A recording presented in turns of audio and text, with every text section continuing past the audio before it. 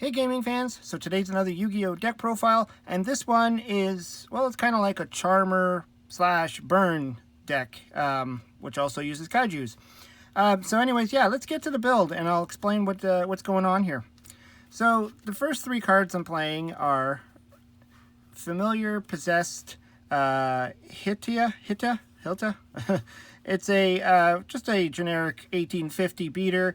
Its effect doesn't really do much. You can special summon it from your hand or deck by sending one face up Hilta, the Fire Charmer, and one face up Fire Monster you control. But you'll never do that in this deck. He's pretty much in here because you need to have him in here for certain cards to work. And then, you know, if it's special summoned by its own effect, which it won't, you get to do piercing. But really, you just look at him as a vanilla for now. And then I put two Inari Fire. So this one is a, if you control a spellcaster monster, you could special summon this card to the field. And you can only control one. And then during your next standby phase, if this face-up card on the field was destroyed by a card effect and sent to the graveyard, you could special summon it from the graveyard. So, I mean, that might happen. And the next monsters we have are two Flameville Magicians. So I'm kind of going on the 200 because I'm using Rekindling in this deck, so you'll see that later on.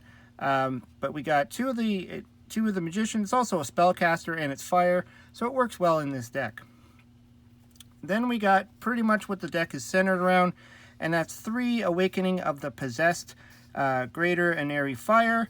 So this guy's pretty cool. He's got a lot going on for it.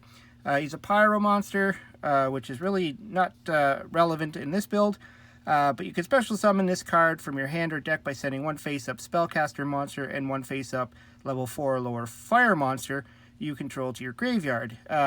So the cool thing is you summon them from the deck. You don't have to worry about them being in your hand, and you can use pretty much any of your spellcasters or your other fire monsters in conjunction to bring this guy out.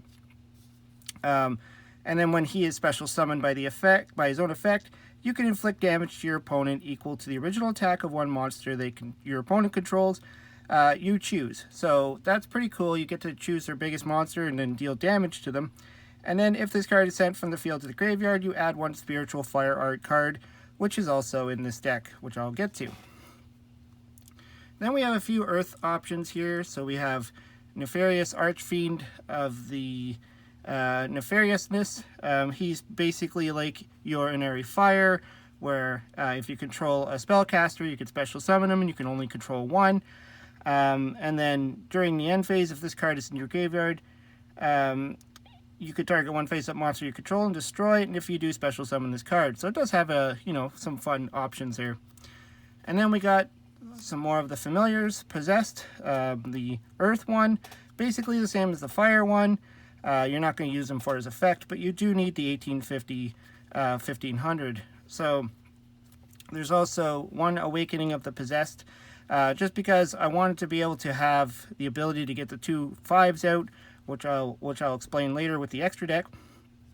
But when this card is special summoned by an effect, its own effect, you can special summon one level 4 or lower monster from your graveyard and negate its effects. So that's pretty good. And you special summon this guy the same way as you special summon him by sending an Earth and a spellcaster. And then for the rest of the monsters, we have two Dagoron, the Mad Flame Kaiju. This guy's important because he's fire and he's 3000 attack, which is good.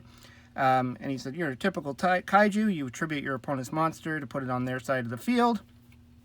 And then I got two more kaijus, which are Thunder King, the Lightning Strike Kaiju, and Juzinku, the Star Destroying Kaiju. I'm butchering these names, but that's okay. These are both just different kaijus that I put in there. They're bigger than the fire guy. So if you summon him over to your side of the field, you could summon this to your opponent's side. You could summon him and then run him over if you have to.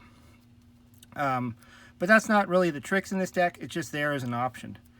And so that's it for the monsters. Let's get into the spells. So we'll put that over there. So we got, these came in the structure deck.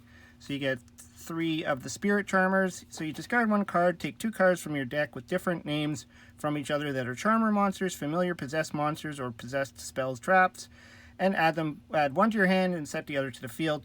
So this is really good. It's a quick play, so I guess you could set it and use it on your opponent's turn if you want to. Not necessarily have to do it that way, but just kind of an option.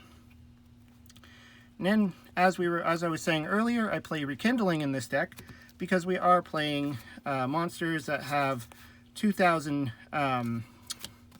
defense that are fire, and they're easy to get into the graveyard because you could summon them from the deck.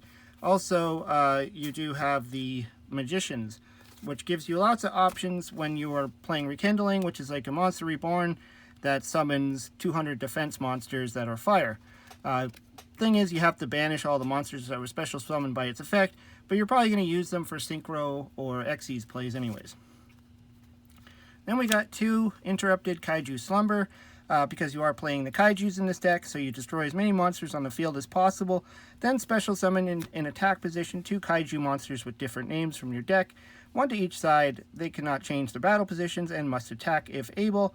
Then during the main phase, except the turn this card was sent to the graveyard, you can banish this card from your graveyard, add a Kaiju monster from your deck to your hand.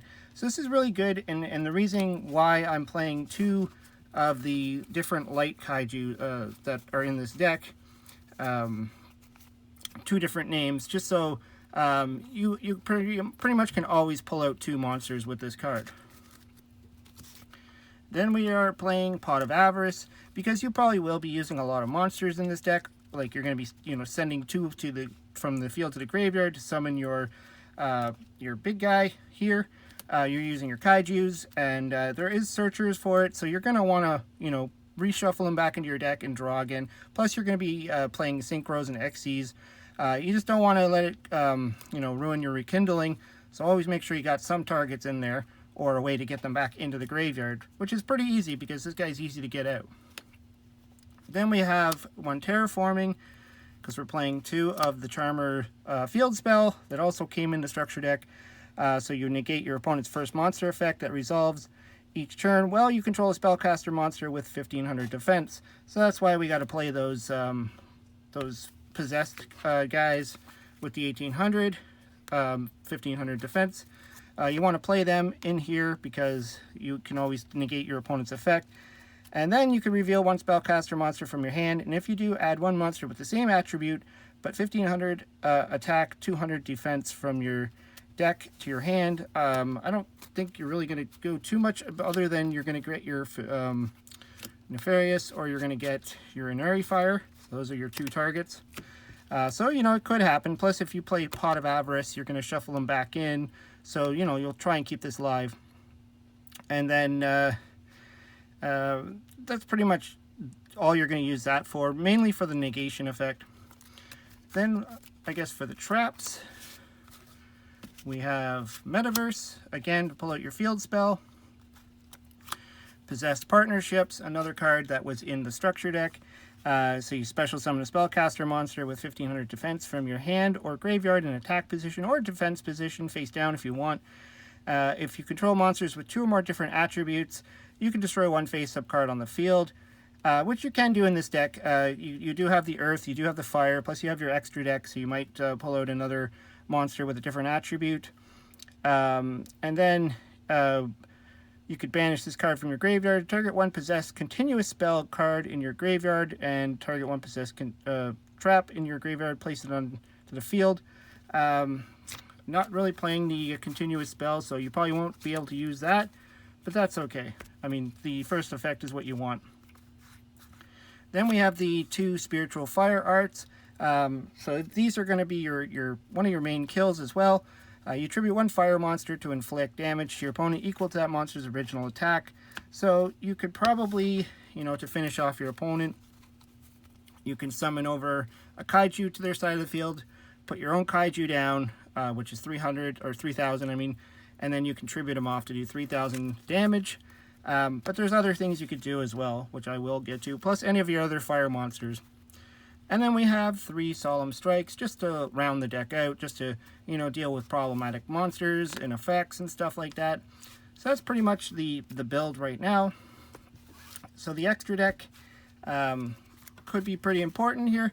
So we do have Hitia, the Fire Charmer Ablaze, which is a link monster, 2 link, requires 2 monsters including a fire monster, which you can pull off in this deck. And then you can target 1 fire monster in your opponent's graveyard, special summon it to a zone where this card points to. If this link summon card is destroyed by battle or by your opponent's card effect while it's in your owner's monster zone, you can add 1 fire monster with 1500 or less defense, so it'll search out the fire monster that you need. And then we have the same thing with the Earth one. You know, it's possible to pull him out. He's the Azusa, the Earth Charmer. It's really hard. Immovable. And then it's basically you could target 1 Earth monster in your opponent's graveyard. So it does the same thing. Then we got Power Code Talker. So he's a link monster. The important thing is he's fire and he's 2300. So you're going to be able to use your what is it? Your spiritual fire art. So if you pull him out, you can attack and then tribute him off for 2300 damage. So that could be pretty good. Then we have Borrowload Dragon, which is just another finisher card. For the Xyz, we have Gagaga Cowboy, because this is kind of like a burn deck, so you can burn. You basically just make them with 2 rank or 2 level 4s.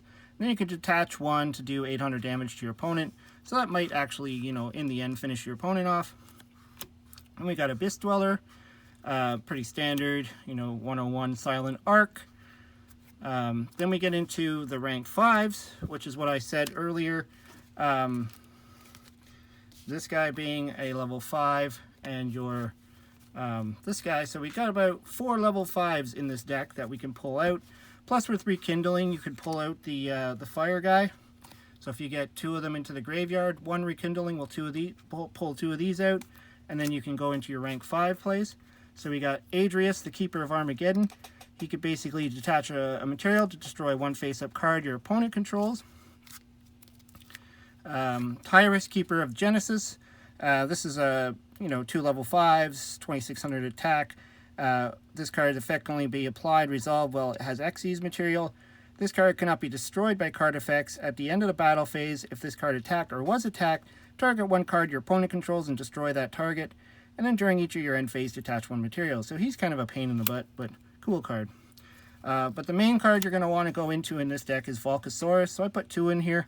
It's 2 level 5 monsters. Once per turn, you could detach 1 Xyz material from this card to target 1 face-up monster your opponent controls, destroy that opponent's monster, and if you do, inflict damage equal to the destroyed monster's original attack.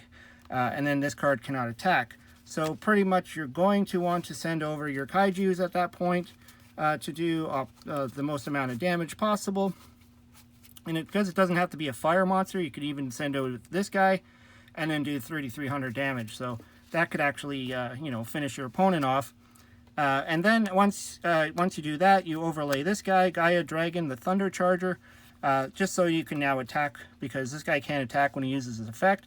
So this guy, even though he's a rank 7, you can also Xyz summon this card using a rank 4 or 5, 5 or 6, and he basically is 2600 piercing. So really cool card. And then to round off the extra deck, I put in Crimson Blader, because you are playing your tuners, which are at the your Flameville Magicians. So they're level 4 tuners. So them and any other level 4, you can go into Crimson Blader, who is also a fire, which you're going to use with your spiritual fire art, also to help finish your opponent off. Or we have Stardust Dragon or Scrap Dragon. I mean, feel free to use whatever level 8s you'd want to use. So that's the deck that I put together for my first Charmer build. I thought it'd be fun to build one that kind of goes around burn and fire damage. Let me know what you think. Throw some comments down below. Throw some suggestions. I'm sure there's lots of different cards you can play in this. This is my first build or first attempt at it. So yeah, I always like to hear what you have to say. Anyways, hope you liked the deck. Hope you liked the video. Hope you subscribe. Talk to you later.